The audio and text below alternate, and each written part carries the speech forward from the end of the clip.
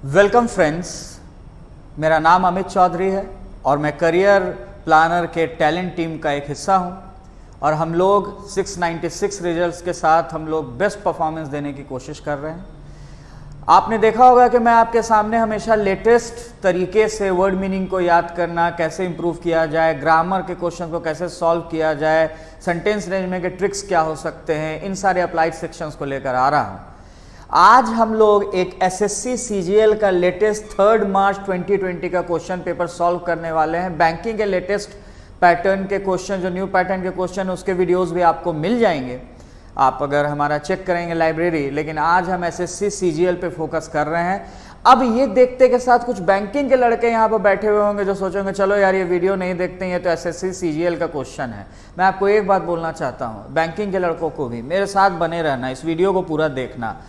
इसका कारण है क्योंकि इस वीडियो में मैं आपको ग्रामर के ऐसे कुछ तरीके और सेंटेंस अरेंजमेंट को बनाने के तरीके, जो कि फिलर्स को बनाने के तरीके, जो आजकल बैंकिंग में भी पूछे जा रहे हैं और बिल्कुल सेम तर्ज के पूछे जा रहे हैं। तो अगर तुम्हें मजा नहीं आएगा तो फिर मुझे बोलना, इसीलिए पूरा सुन लेना। बैंकिंग के लड़के भी, एसएससी के भी लड़के भी, क्योंकि बैंकिंग का भी मैं 2020 का क्वेश्चन ला रहा हूं, एसबीआई, पीटी का, क्लर्क का, और यहाँ पर अभी हम लोग सीजीएल का देख रहे हैं। और इससे आज मैं तुमको 50 नए वर्ड्स बहुत ही इंटरेस्टिंग तरीके से और ग्रामर के कुछ बहुत ही गोल्डन रूल्स तुम्हारे सामने लेकर आने वाला हूं। मतलब मैं कुछ ऐसे कॉन्सेप्ट्स ला रहा हूं जो तुम मुझे साथ में तुम्हें याद हो जाएगा। कुछ शुरुआत करते हैं पहले क्वेश्चन से। In the following question, some part of the sentence may have errors. Find out which part of the sentence has an error and select the appropriate option. If a sentence is free from errors, select no error. Right? Common errors का question है. One of the boys have been selected in the badminton team. आपको पता है one of the boys जब भी आप लिखते हैं तो one of के साथ आपको याद रखना है कि हमेशा सिंगुलर वर्ब का यूज होता है, वन ऑफ सिंगुलर सेंस में आता है। इसीलिए मैं बोलूँगा कि यहाँ पे जो गलती है वो गलती ए सेक्शन में है, क्योंकि आपको ये रूल पता होगा। मैंने अभी एडिटोरियल बताते हुए भी आपको सेम रूल बोला था। अगर आपको याद हो कि वन ऑफ के बाद यहाँ द आता है और द के बाद जो भी नाउन आएगा, जो नाउन यहाँ पे लगाओगे वो प्लूरल फॉर्म में आएगा, वो सिंगुलर फॉर्म में नहीं आ सकता है। तो यहाँ पर बॉय नहीं हो सकता है, बॉयज होगा, one of the boys, right. इसीलिए one of the boys, sorry, तो गलती हमें पकड़ना है। तो यहाँ पे देखिएगा गलती जो है, एक्चुअली जो एरर है वो एरर इस पार्ट में नजर आएगा, क्योंकि यहाँ पर हमें हैव को काट कर हैज कर देना है। तो गौर करना, मैंने भी अभी क्या एक गलती किया जो स्टूडेंट्स भी गलती करते हैं, इन चीज़ों को सीखना है। मैंने वन ऑफ द में देखा और सोचा कि अरे यार इसके हिसाब से यहाँ पर ये होना चाहिए, तो मैंने जल्दी में ए को टिक कर दिया। तो खाली गलती पकड़ लेना इंपॉर्टेंट नहीं है, किस पार्ट में गलती है। वन ऑफ द बॉयज अगर है तो यहाँ पर वन ऑफ द बॉयज के साथ जो वर्ब होगा वो वर्ब हमेशा सिंगुलर आएगा, यहाँ पर इज का यूज होगा। वन ऑफ द बॉयज के साथ इज का यूज होगा। और यहां पर मैं एक बात और ऐड करा देना चाहता हूं कि अगर वन ऑफ द बॉयज लिख के मैंने यहां पर हु लगा दिया, अगर मैंने वन ऑफ द बॉयज लिखकर हु लगा दिया तो यहां इज के जगह आर हो जाएगा। यानी क्या सीखा, ये दोनों बात लिख लेना। वन ऑफ द बॉयज के साथ इज और one of the boys who के साथ आर। जरा क्विकली समझ लो कि ये दोनों बातें मैं क्यों बोल रहा हूं। जब वन ऑफ द बॉयज हो रहा है तो यहां पर इज इसीलिए आ रहा है क्योंकि यहां पर जो मेन सब्जेक्ट है वो वन है और वन सिंगुलर होता है, तो वन के हिसाब से इज आया। लेकिन अगर मैंने अभी तुरंत इसके बाद हु लगा दिया, यहाँ पर वन ऑफ द बॉयज के बाद अगर मैंने हु लगा दिया तो यहां पर आर इसीलिए हो गया क्योंकि जैसे ही कोई रिलेटिव प्रोनाउन आता है, हु को रिलेटिव प्रोनाउन बोला जाता है, तो सब्जेक्ट जो है ये वन नहीं है, सब्जेक्ट अब हु के बगल वाला हो गया, यानी सब्जेक्ट जो मेन है वो बॉयज हो गया, और बॉयज प्लूरल है, इसीलिए यहां पर इज के जगह आर हो जाएगा। तो वन ऑफ द बॉयज के साथ इज, लेकिन वन ऑफ द बॉयज के साथ हु आ जाए उसके बाद तो आर। अब हम लोग सेकंड क्वेश्चन में आ रहे हैं, तो गलती हमारा है यहां पर हैव को काट के हम हैज कर देंगे। सेकंड क्वेश्चन है, एग्जाम में हमें सिर्फ बी को सर्कल करना होगा। सेकंड क्वेश्चन है select the word with the correct spelling, तो इसमें ह्यूमिलिएशन होता है, तो ह्यूमिलिएशन बी ऑप्शन आपको क्लियर नजर आ रहा होगा, HUMILIATION,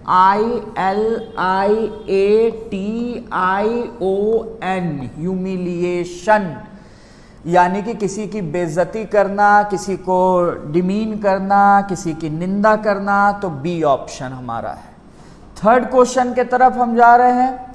थर्ड क्वेश्चन बोलता है rearrange the parts of the sentence in correct order, तो बिल्कुल लेटेस्ट क्वेश्चन है, गौर कीजिएगा, 3 मार्च 2020 का, इसलिए मैं आपको बोलूंगा कि क्वेश्चन को पहले बना लीजिएगा, ये नहीं कि बस मेरे साथ इसको देख रहे हैं। एक बार इसको अगर खुद से बना लोगे तो तुम्हारा कॉन्फिडेंस बढ़ जाएगा। थर्ड नंबर का क्वेश्चन देखो, rearrange the following parts of the sentence in correct order, ऐसे क्वेश्चन को बहुत ही जल्दी बनाया जा सकता है। इसमें जो पहला लाइन दिया गया है वो तो फिक्स्ड है, तो ही believe that the union could be saved without a war, उसने बिलीव किया कि यूनियन को बिना वॉर के सेव किया जा सकता है, ये पहला लाइन है, ये अपनी जगह फिक्स है। अब PQR को हमको अरेंज करना है, तो एक बात पे गौर करो, सब्जेक्ट सेंटेंस का स्ट्रक्चर क्या होता है? सेंटेंस का स्ट्रक्चर होता है सबसे पहले सब्जेक्ट आता है, फिर वर्ब आता है, फिर ऑब्जेक्ट आता है, कभी कभी ऑब्जेक्ट नहीं भी रहता है, सब्जेक्ट और वर्ब और ऑब्जेक्ट, ऐसे स्ट्रक्चर जनरली होता है। तो ही सब्जेक्ट हो गया, बिलीव्ड वर्ब हो गया, ये लाइन एक तरह से ही बिलीव कंप्लीट हो गया, दैट कंजंक्शन आ गया, की, द यूनियन, फिर द यूनियन, जैसे की आया तो इसके बाद नया सेंटेंस, एक समझो नया क्लॉज शुरू हो रहा है, द यूनियन फिर एक सब्जेक्ट हो गया, और कुड बी सेव्ड फिर एक वर्ब हो गया, और इसके आगे ये लाइन कंप्लीट हो गई, यानी कि पहली लाइन अपने में कंप्लीट है। अब हमको यहां पर ही believe that the union could be saved without a war के बाद क्या लगा हम सकते हैं, इसको हमें सोचना है। तो एक बात पे गौर करो, क्या हम इस लाइन के बाद एंड लगा सकते हैं? लगा सकते हैं, क्योंकि ये लाइन तो अपने में कंप्लीट है, ही बिलीव्ड अपने में सब्जेक्ट वर्ब कंप्लीट, फिर कंजंक्शन, फिर the union subject could be saved verb complete. अब हम एक नया लाइन शुरू कर रहे हैं, फिर से एक हमने कंजंक्शन एंड लगा दिया और उसके बाद एक नया लाइन लिख दिया, तो पी तो आ सकता है, इस पहले लाइन के बाद, इसके बाद पी तो आ सकता है, तो पी पॉसिबल है। क्यों क्या आ सकता है? क्यों की शुरुआत में क्या है?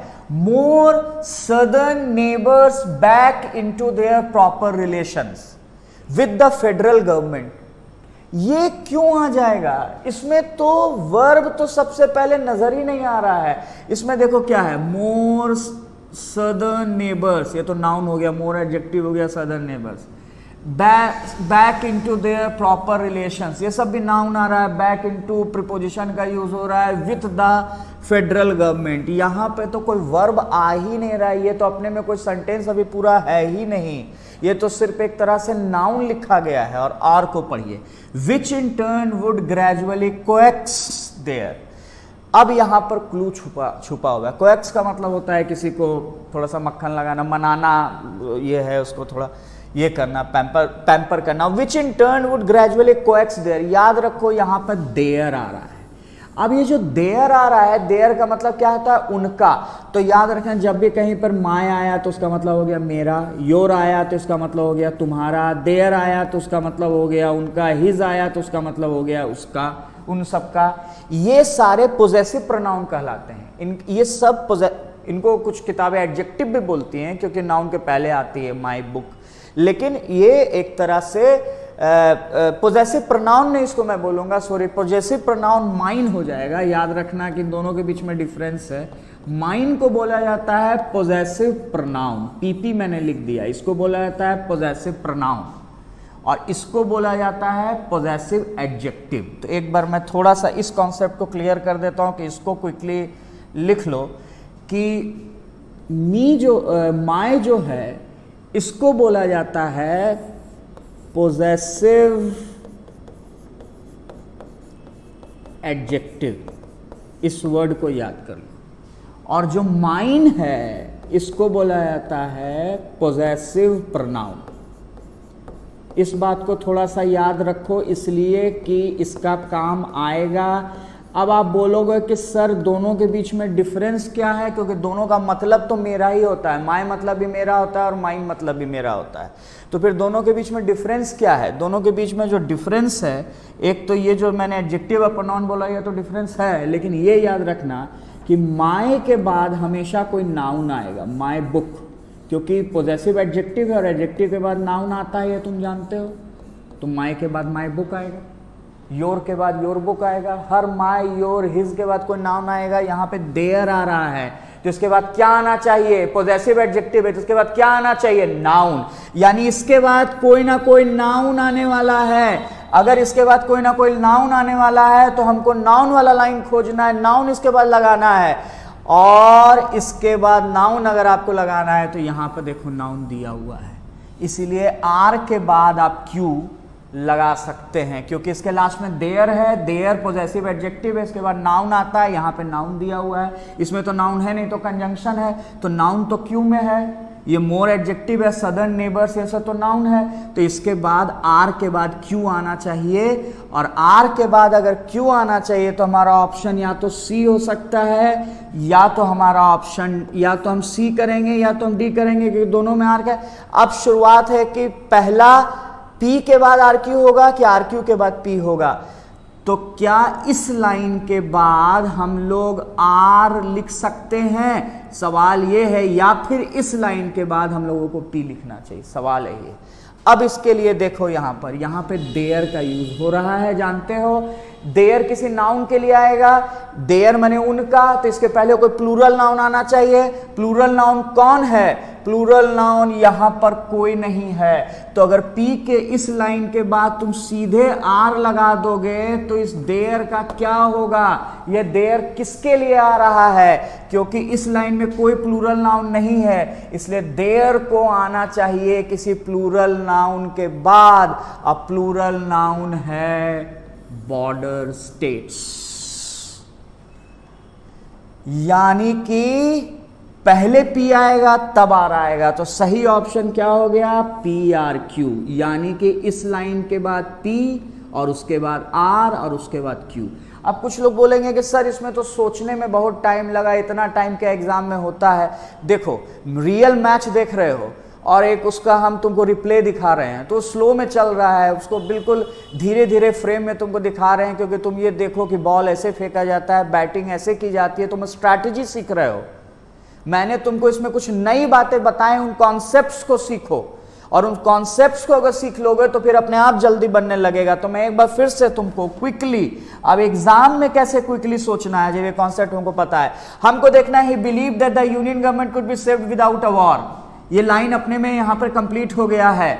अब इसके बाद हमको कौन सा लाइन लगाना है? तो हमको एक बात को ध्यान देना है कि क्लू के रूप में PQR को पढ़ना है और इसके लास्ट में देखना है कि देयर है, देयर है तो इसके बाद कोई नाउन आना चाहिए, नाउन आना चाहिए, तो नाउन किसकी शुरुआत में है? ये कोई नाउन नहीं है, नाउन तो यही है, यानी R के बाद अगर कोई आएगा तो P आएगा, R के बाद कोई आएगा तो Q आएगा, तो R और Q का पेयर बन गया। अब है कि PRQ होगा कि RQP होगा, तो इसके लिए बस इस फैसला करना है कि इस लाइन के बाद कौन आएगा, इस लाइन के बाद P आएगा या इस लाइन के बाद R आएगा। इस लाइन के बाद R अभी नहीं आ सकता है सीधे, क्योंकि R में देयर का यूज हो रहा है और यहाँ पर कोई प्लूरल नाउन नहीं है, यहाँ कोई प्लूरल नाउन मौजूद नहीं है, तो इस लाइन के तुरंत बाद R नहीं आ सकता है, इसीलिए इस लाइन के बाद P ही आ सकता है, इसलिए सही जवाब ये है। तो ये सारी चीज सोचनी है, क्योंकि इसको ट्रांसलेट नहीं कर पाओगे। अब ट्रांसलेट कर लो, अब पढ़ लो। अब जब तुम सही जवाब जान गए हो तो पढ़ लो। तो सही जवाब जानने के बाद क्या है कि believe that the union could be saved without a war, वो मानता था कि राष्ट्र को बिना वॉर के बचाया जा सकता है। उसके बाद P, and that a policy of delay would prevent the succession of the border states, और अगर पॉलिसी ऑफ डिले किया जाए, माने थोड़ा लेट किया जाए, तो इसके कारण जो सक्सेशन हो रहा है, मतलब जो एक्चुअली बॉर्डर स्टेट जो अलग हो रहे हैं, जो मेन ग्रुप से छट रहे हैं, वो प्रिवेंट हो सकता है, सक्सेशन स्टेट्स। और उसके बाद पी के बाद R, which in turn would gradually coax, जो कि फाइनली कोएक्स कर देगा, मतलब एक तरह से फ्लैटर कर देगा देयर मोर सदर्न नेबर्स, जो उनके साउथ एरिया के नेबर्स पड़ोसी हैं, back into their proper relation with the federal government, और वो लोग वापस जो संघीय सरकार है उसके साथ अच्छा रिश्ता बना लेंगे, यानी स्थिति ठीक हो जाएगी। तो समझ तो नहीं पाओगे, तो इस हिसाब से ग्रामर के हिसाब से हमको सॉल्व करना सीखना होगा, और ये धीरे धीरे प्रैक्टिस के साथ तेजी से होने लगेगा। फोर्थ क्वेश्चन क्या बोलता है, in the following question of the four alternative select the alternative best expresses the meaning of the idiom phrase, a hard nut to crack. मुझे लगता है कि कोई भी न्यूज़पेपर अगर 2-4 हफ्ते भी तुम पढ़ लोगे तो इस तरह के फ्रेजेस तुम्हारे फिंगर टिप्स पे होंगे। द हिंदू का ऐप मैंने डाउनलोड करने बोला है, द हिंदू सर्च करोगे प्ले स्टोर पे ऐप मिलेगा, उसमें वर्ड के मीनिंग्स आते हैं और उसमें एक फ्रेजेस इडियम्स का सेक्शन होता है, उसको जरूर पढ़ो, क्योंकि उससे ही ज्यादातर एग्जामिनेशन में क्वेश्चन आते हैं जो हिंदू के लेटेस्ट फ्रेजेस इडियम्स हैं। तो hard nut to crack, list से पढ़ने से नहीं होगा, क्योंकि बार बार बहुत बार रिपीट नहीं होता है, नई चीजें आती हैं। तो इसका मतलब आपको पता है कि कोई ऐसी चीज जिसको कि सॉल्व करना मुश्किल हो और डिफिकल्ट प्रॉब्लम, तो मुझे नहीं लगता है कि मुझे इसमें आपको कुछ भी बताने की जरूरत है। फिफ्थ क्वेश्चन के कुछ लोगों का हार्ड मटेरियल टू ब्रेक, नहीं ये सब नहीं, ब्रेक करने का यहाँ पे कोई भाव नहीं है। अच्छा, उसके बाद फिफ्थ क्वेश्चन क्या बोलता है, in the following questions the sentence given with blank to be filled, यहाँ पर फिल इन द ब्लैंक्स करना है। A drought caused agriculture production to dash 11% in 1995, driving up and retarding overall economic growth. तो यहाँ पर retard हो रहा है, यानी कि नेगेटिव सेंस में आ रहा है, कमजोर पड़ रहा है ग्रोथ, फूड प्राइस बढ़ रहा है, driving up food prices, price बढ़ेगा तो ये भी खराब है, हम लोगों को खाने पीने की चीज़ें नहीं मिलेगी। इसका मतलब कि यहाँ कोई नेगेटिव वर्ड आना चाहिए, कोई ऐसा वर्ड आना चाहिए जो इस चीज़ को घटते हुए बताए। 11% पार्टेक याद रखना, इसका मतलब होता है किसी चीज़ में या तो पार्टिसिपेट करना या हिस्सा लेना, अपना कोई डिनर में से हिस्सा ले लिया। इसके साथ या तो इन प्रीपोजिशन का यूज होता है, पार्टुक इन अ सेलिब्रेशन, या फिर इसके साथ ऑफ प्रीपोजिशन का यूज होता है, पार्टुक ऑफ डिनर, जो भी डिनर का जो पार्ट है उसको अपना ले लेना, खा लेना, ये यहाँ पर नहीं ले सकता। पल्सेट मतलब क्या होता है, पल्सेट माने जो धक धक करना, जो पल्स से आया है, यानी कि जो हमारा पल्स धड़कता है उससे आया है, तो ये तो नहीं होगा।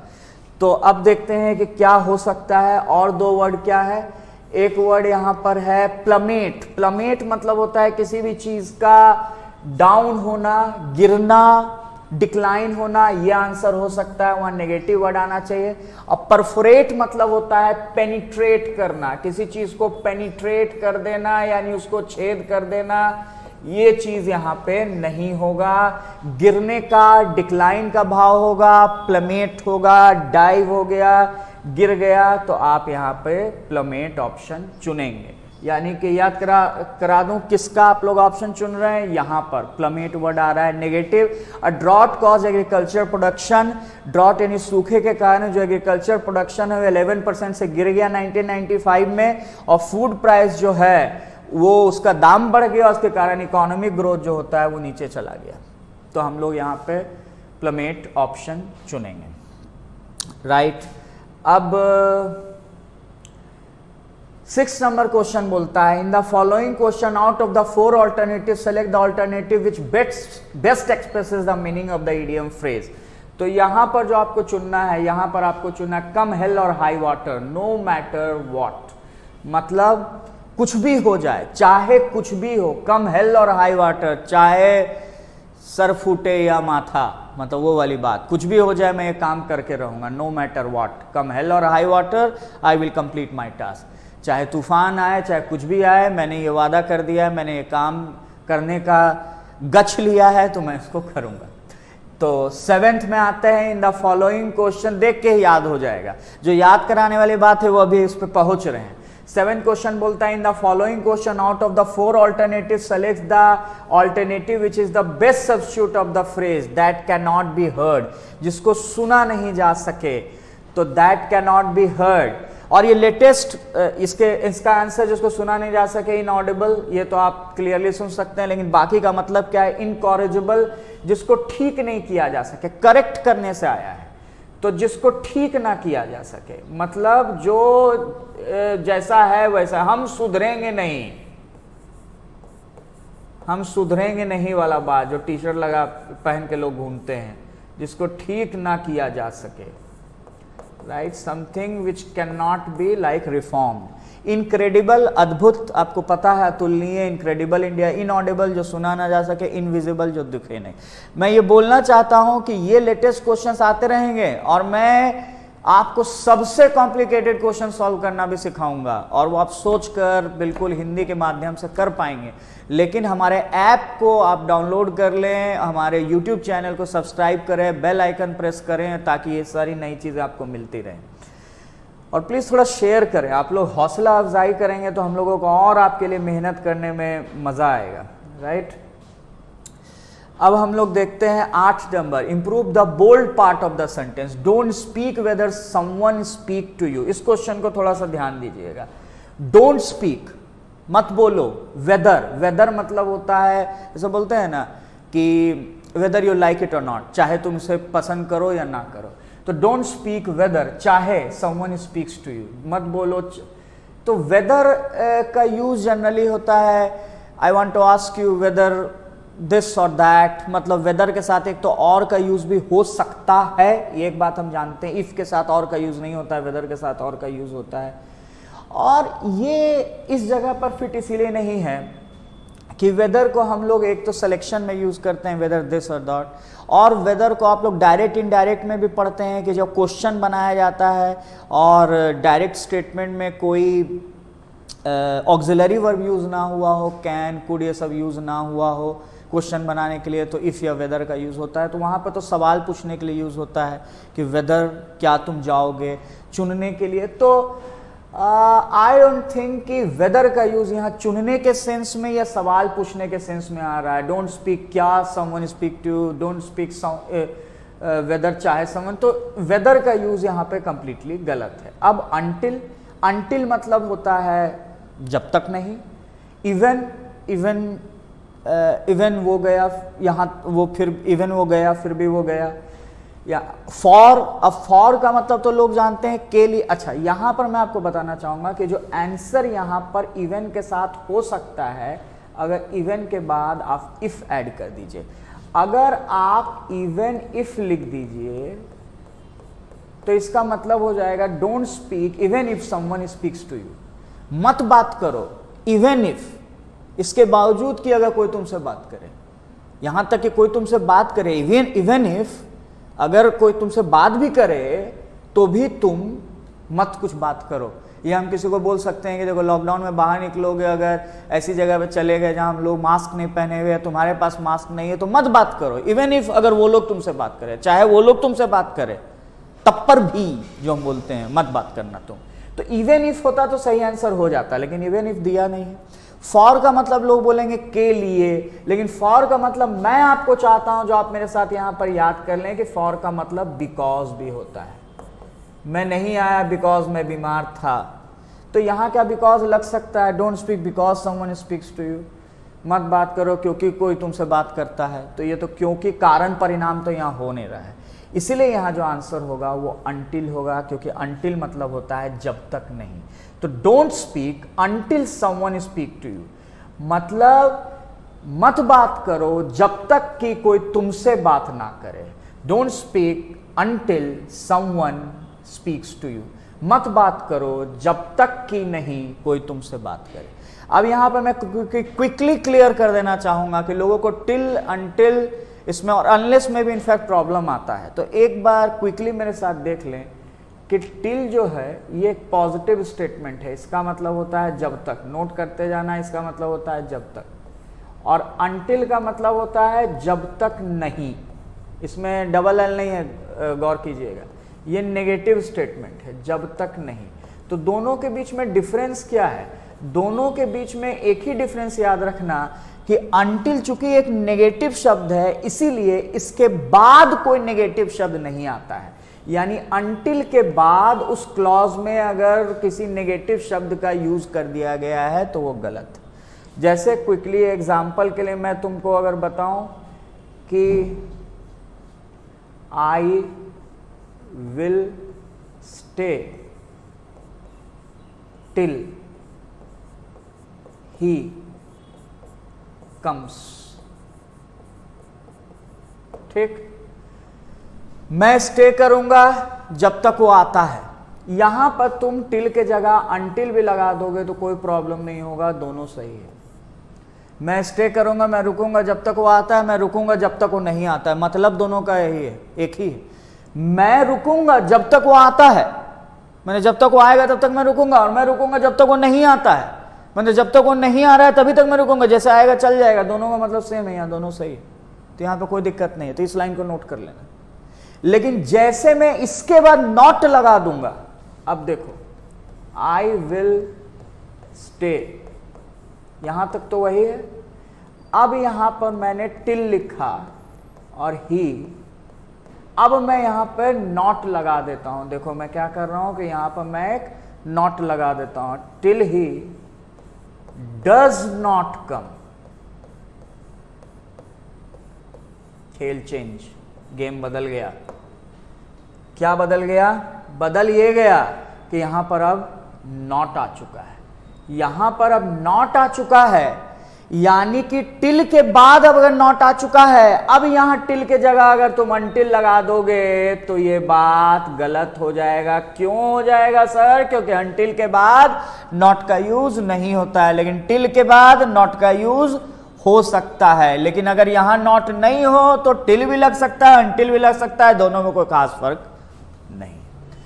सर अनटिल और अनलेस में क्या डिफरेंस है? ऑलमोस्ट अनटिल का मतलब भी होता है जब तक नहीं, और अनलेस भी एक नेगेटिव शब्द होता है, उसका मतलब भी होता है जब तक नहीं, और अनटिल अनलेस दोनों के बाद नॉट को तुम नहीं लगा सकते हो। लेकिन अनटिल अनलेस के बीच थोड़ा सा डिफरेंस ये है, वो डिफरेंस ये है कि अनलेस कंडीशन के लिए आता है और अनटिल टाइम के लिए आता है। तो इसको थोड़ा सा हम लोग और एग्जांपल्स में आगे हम लोग गोल्डन रूल्स में देखेंगे, लेकिन इसको आप लोग लिख लें। हम लोग इसको डिलीट कर रहे हैं, आगे बढ़ रहे हैं, राइट। अब देखिए ये तो हो गया।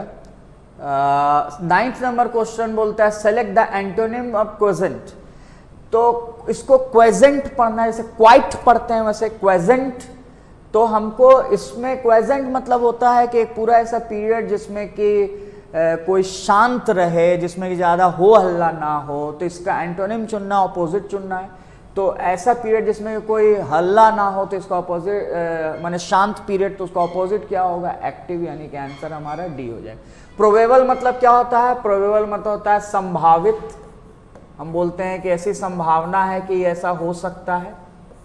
और क्रिटिसाइज मतलब क्या होता है? क्रिटिसाइज मतलब आलोचना होता है, आप किसी का आलोचना करते हैं, राइट, उसके बारे में बोलते हैं। और एल्योर का मतलब क्या होता है? एल्योर का मतलब किसी को अट्रैक्ट करना, ललचाना जिसको बोला जाता है। एंटाइस वर्ड इसके बिल्कुल सिमिलर में यूज होता है, एंटाइस, राइट। ये किसका मैं बता रहा हूं? एल्योर का बता रहा हूं। तो आंसर क्या हो गया हमारा? सी, डी, एक्टिव। 10वां क्वेश्चन क्या बोल रहा है, सब आप लिखते जा रहे होंगे। 10वां क्वेश्चन क्या बोला? Select the synonym of obligatory. Obligatory का यूज क्या होता है? ऑब्लिगेटरी मतलब होता है कोई भी चीज जो कि न्याय कानून के थ्रू बहुत ही जरूरी हो, जिसको हम बोलते हैं मैंडेटरी। यानी कोई भी ऐसी चीज जो कि आपको करना कंपलसरी हो, जो कि न्याय कानून के थ्रू ये हो, तो इसको हम लोग बोलेंगे ऑब्लिगेटरी का साइनो सेम है तो रिक्वायर्ड, जो कि जरूरी हो, कंपलसरी। स्टबर्न मतलब तो जिद्दी होता है। अब हम लोग आ रहे हैं इस क्लोज टेस्ट को बनाने में। क्लोज टेस्ट आगे क्या बोल रहा है,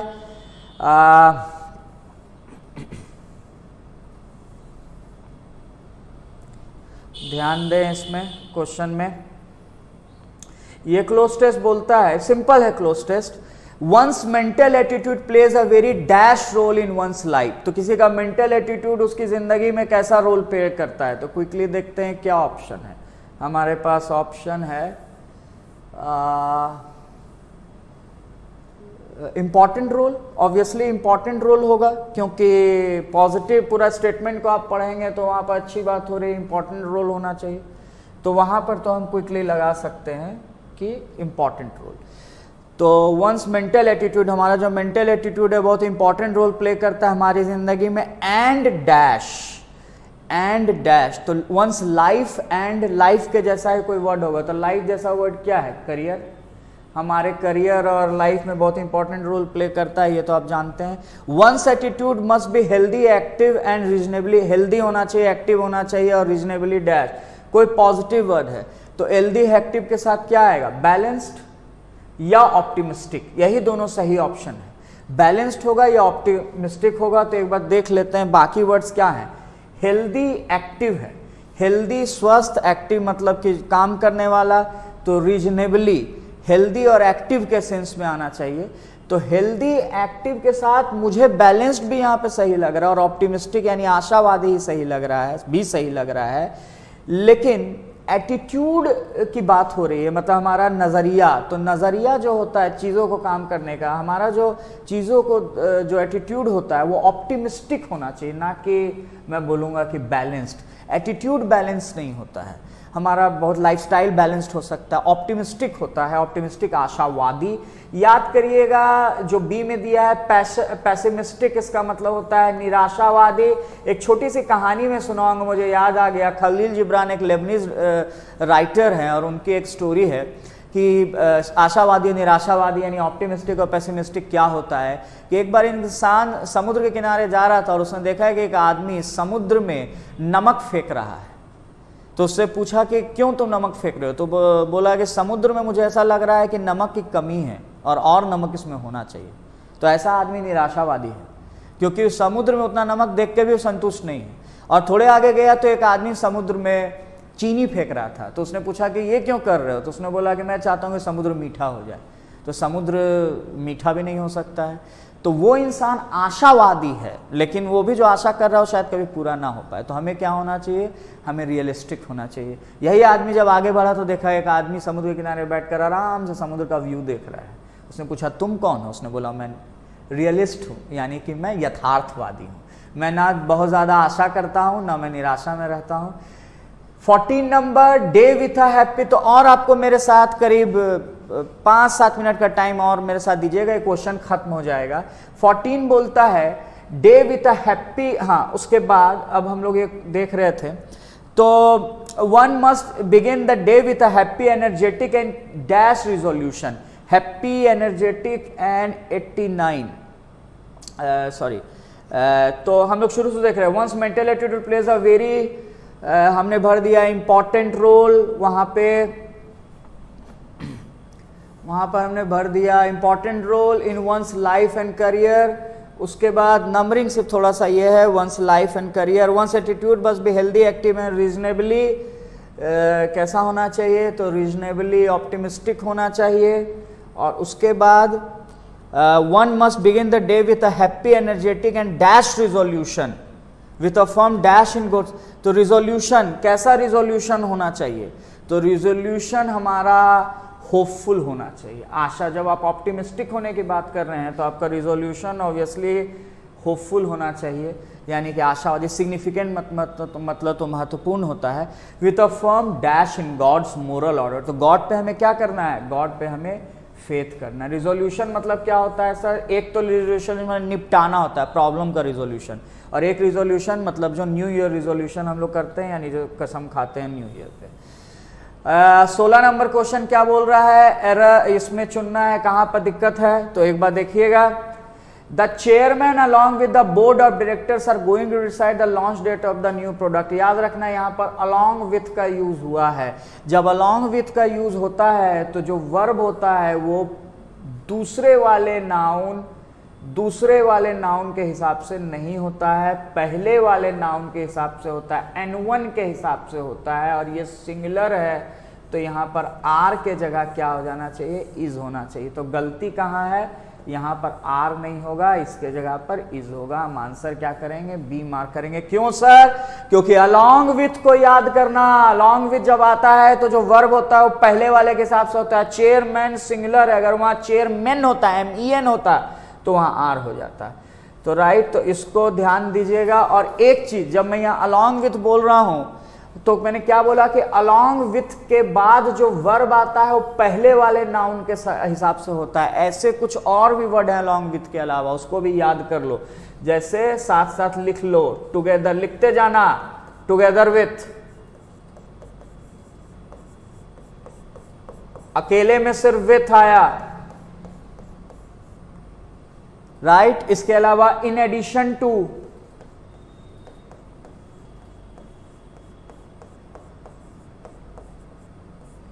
एक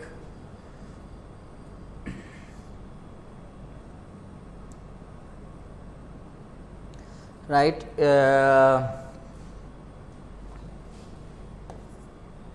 मैं यहां पर एक बार लिख दे रहा हूं, इस लिस्ट को ध्यान दे दो, क्या क्या इसको लिख लेना।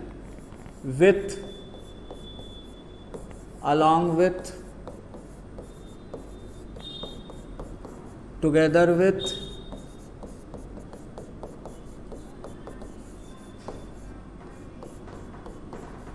in addition to,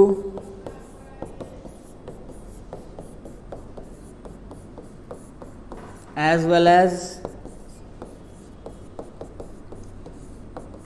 including, excluding,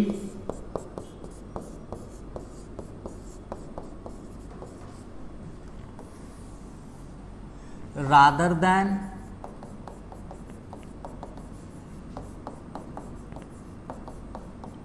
accompanied by, accompanied by मतलब होता है किसी का साथ देना,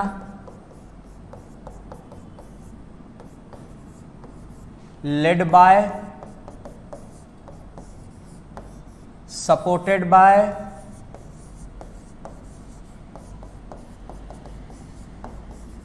headed by,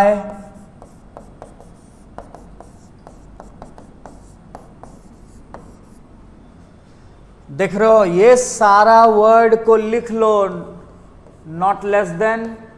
जब भी तुमको ये सारे वर्ड एग्जाम में नजर आएंगे तो जो सब्जेक्ट होगा वो पहले वाले के हिसाब से होगा। मान लो कि विथ के पहले मैं यहां पे लिख दूं राम, विथ, और यहां पे लिख दूं हिज 10 फ्रेंड्स, और यहां पर मैं तुमसे पूछूं कि मुझे अगर यहां पे वर्ब लगाना है, यहां पे अगर मुझे वर्ब लगाना है तो कौन सा वर्ब लगाएंगे। यहां पर अगर मुझे इस जगह पर अगर कोई वर्ब प्लेस करना है तो इसके बाद कौन सा वर्ब प्लेस होगा, सिंगुलर होगा या प्लूरल होगा। तो याद रखना है कि इसके बाद यहां पर इज होगा। क्यों इज होगा, क्योंकि राम के हिसाब से होगा, पहले वाले के हिसाब से, दूसरे वाले के हिसाब से नहीं होगा। इसको लिख लेना, with, along with, together with, in addition to, as well as, including, excluding, rather than, accompanied by, led bye.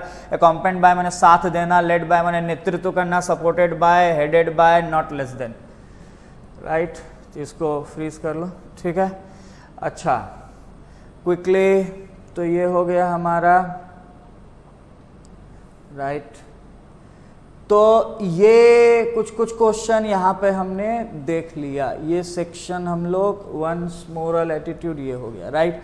अच्छा, इसको देख लो, rearrange the parts of sentence. एक ये अरेंजमेंट देख लो, ये अरेंजमेंट करने में ज़्यादा प्रॉब्लम नहीं है क्योंकि मैं बाकी सब हटा रहा हूँ। ये अरेंजमेंट इसीलिए कि the gold excitement of 1849 and the following years was the source of the city's first prosperity, right?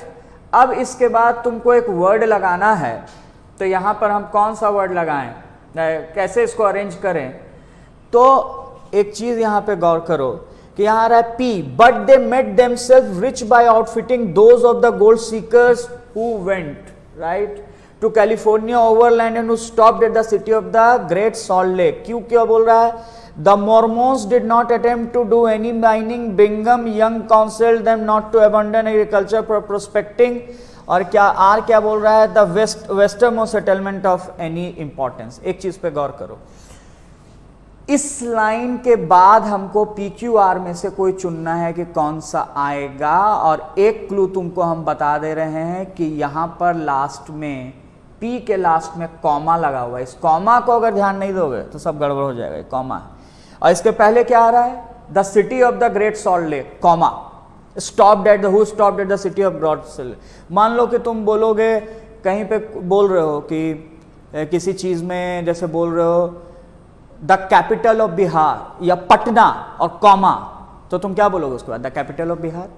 तो ये जो कॉमा लगा रहे हो ना, ये कॉमा के बाद अब जो यहां वर्ड आएगा वो द ग्रेट सॉल्ट लेक के बारे में कुछ बोलेगा, उस जगह के बारे में कुछ बोलेगा। कोई एक ऐसा फ्रेज आएगा जो कि ग्रेट सॉल्ट लेक को डिफाइन करे, एक छोटा सा फ्रेज, जैसे कि Bihar, the Patna, comma the capital of Bihar. तो फ्रेज क्या है? वो फ्रेज आर है, क्योंकि आर में क्या दिया? The westernmost settlement of any importance. Settlement माने रिहायशी जगह जहां लोग रहते हैं। तो यानी इस कॉमा के बाद यानी पी के बाद अगर कुछ आना चाहिए तो आर आना चाहिए। तो हमारे पास पी और आर का एक कॉम्बिनेशन बन चुका है। अब एक बात पे गौर करो कि पी में दे का यूज हो रहा है, तो ये दे किसके लिए आ रहा है? किसी प्लूरल के लिए आ रहा होगा। यहां पर तो कुछ वैसा चीज नजर नहीं आ रहा है। दे मेड देमसेल्फ, तो ये कोई प्लूरल नाउन तो नजर नहीं है। तो प्लूरल नाउन की किसमें है? द मोर्मोन्स। यानी ये दे किसके लिए आ रहा है? मोर्मोन्स के लिए आ रहा है। यानी पी किसके बाद आना चाहिए? तो क्यू के बाद आना चाहिए। यानी कि हम होप कर सकते हैं कि हम शायद इसका आंसर जो है वो देखें अगर,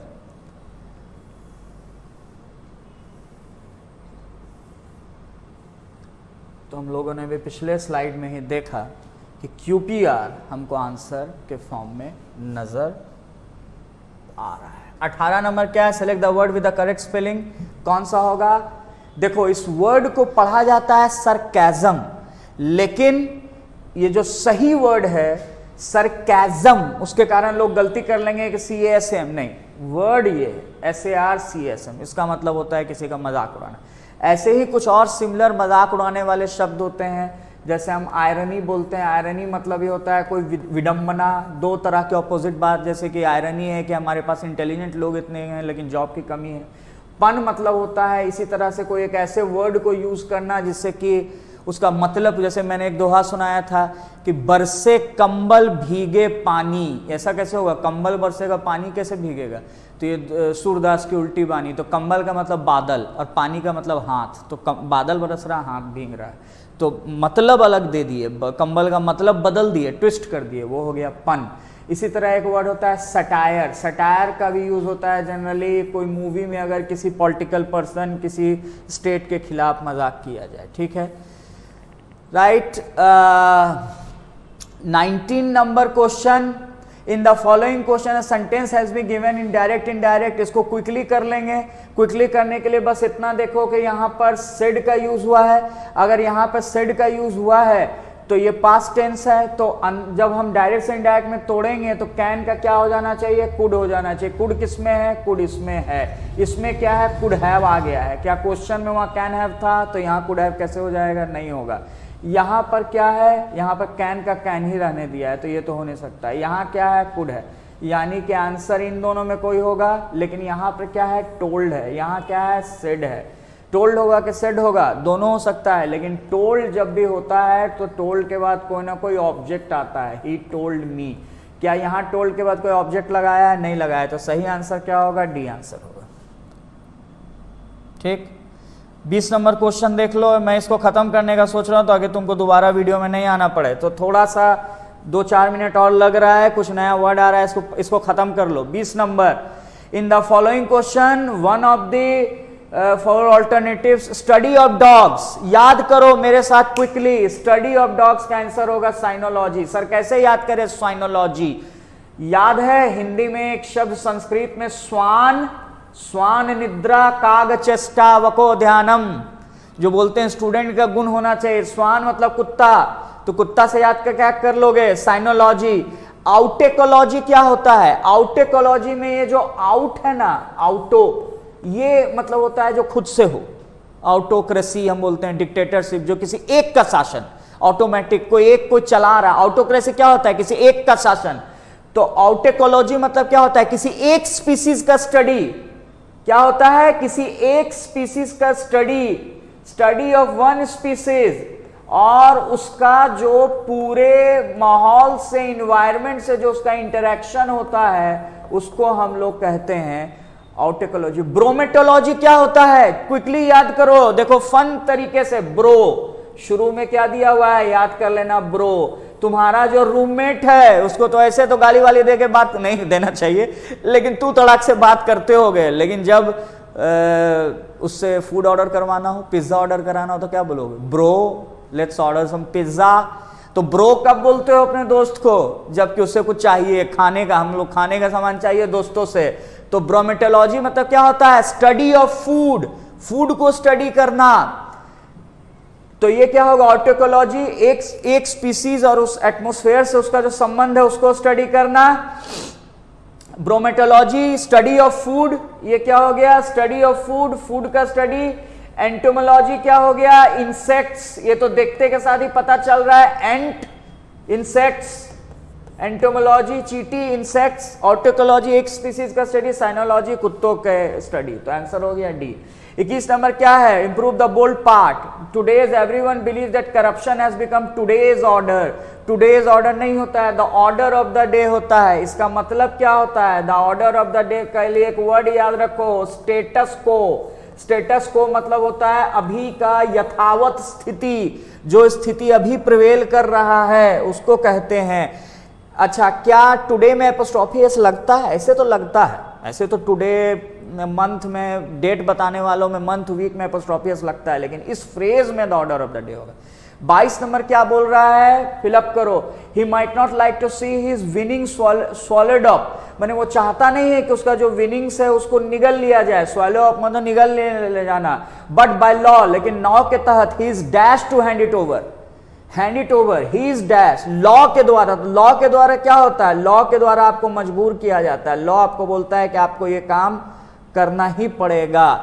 तो लॉ के द्वारा हम बोलेंगे कि यहां जो आंसर होगा, ये आंसर मैं आपको बता रहा हूं, ऑब्लाइज्ड अगेन, क्योंकि ऑब्लाइज का मतलब मैंने आपको बताया था मजबूर कर देना। स्टाइफल मतलब क्या होता है? कोई भी चीज को रोक देना, ऑब्स्ट्रक्ट कर देना।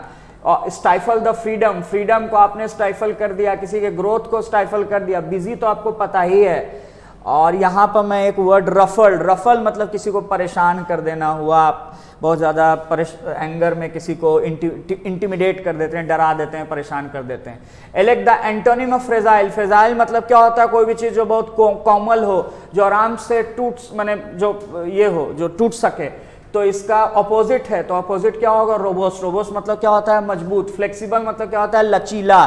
ब्रिटल मतलब क्या होता है? जो तुरंत भुरभुर हो जाए, टूट जाए। और प्लाइबल मतलब क्या होता है? प्लाइबल मतलब कि जिसको आसानी से मोड़ा जा सके, जिसको एडजस्ट किया जा सके। प्लाइबल को प्लास्टिक से याद कर लेना, आराम से मोड़ ओड़ के पॉकेट में डाल लो। 24 नंबर क्या है? Select the synonym. Scintillating, scintillating मतलब होता है एकदम चमकने वाला, कुछ चमक रहा है, ग्लिटरिंग। स्मॉल्डरिंग नहीं होगा, स्मॉल्डरिंग मतलब क्या होता है? धुक धुकाना, मतलब हल्का हल्का जो धुआं उठता है, दिल से उठता है कि जहां से उठता है, ये धुआं सा कहां से उठता है, मीर तक मीर, तो वो स्मॉल्डरिंग, धुआं उठना हल्का हल्का। 25 number last question, in the following question sentence has been given in active passive.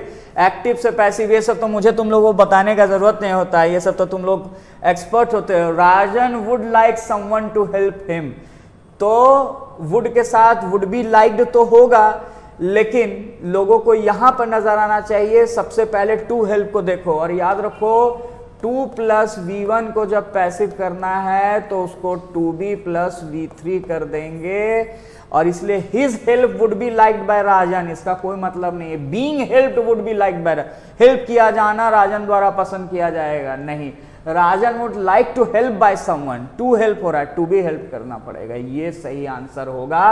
By someone को लगाने का कोई जरूरत नहीं है, क्यों? क्योंकि पैसिव में बाय के बाद समवन, एनीवन, इन सब चीजों को जो क्लियर नहीं है, जो हमें इनडिफरेंट हैं, उस तरह के प्रोनाउंस को हम यूज नहीं करते हैं। तो by someone, bye anyone, by people, इस तरह की चीजें हम नहीं लगाते हैं। तो आंसर हमारा डी हो जाएगा। तो होपफुली आपको मजा आया होगा और बहुत कुछ नई चीजें सीखने को मिली होगी। लेकिन हम लोग और अच्छे लेवल के क्वेश्चंस, हम लोग मेंस के क्वेश्चंस, बैंकिंग के क्वेश्चन भी लेकर आएंगे, हमारे साथ बने रहे। और मैं बोलूंगा एसएससी बैंकिंग दोनों के लड़के एसएससी बैंकिंग दोनों के क्वेश्चन का एनालिसिस देखो, क्योंकि एसएससी क्वेश्चन में बहुत सारे ग्रामर को वर्ड मीनिंग्स मिलेंगे और बैंकिंग में बहुत सारे टेक्स्ट को समझने का तुमको शैली पता चलेगा। तो मिलते हैं अगले वीडियो में। करियर प्लानर के ऐप को डाउनलोड करें, शेयर करें, यूट्यूब चैनल को सब्सक्राइब करें, बेल आइकन प्रेस करें, शेयर करें, लोगों को बताएं, इसका फायदा उठाएं जो क्लासेस चल रही हैं। थैंक यू, शुक्रिया, जय हिंद।